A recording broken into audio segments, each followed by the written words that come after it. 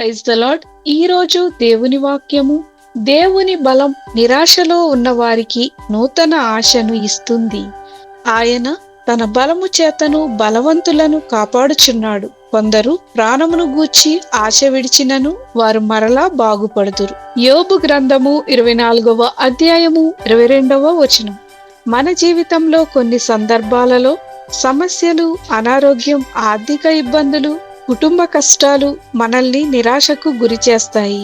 ఇక నా జీవితంలో మార్పు లేదు అని అనిపించే పరిస్థితులు రావచ్చు. కానీ ఈ వాక్యం దేవుని శక్తి గురించి మనకు గొప్ప నిరీక్షణను ఇస్తుంది. మానవ శక్తికి పరిమితి ఉంది, కానీ దేవుని బలానికి పరిమితులు లేవు.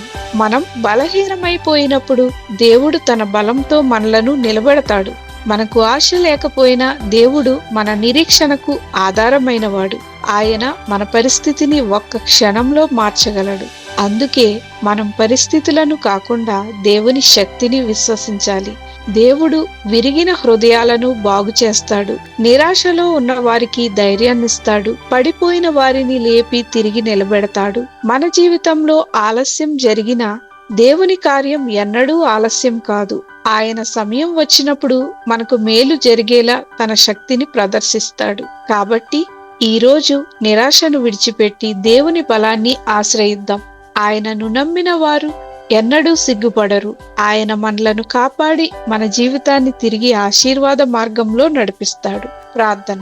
ప్రభువైన యేసు, మేము బలహీనతలో ఉన్నప్పుడు మమ్మల్ని బలపరచుము. నిరాశలో ఉన్న మా హృదయాలకు నూతన ఆశను అనుగ్రహించుమని యేసుక్రీస్తు నామములో ప్రార్థించుచున్నాము తండ్రి.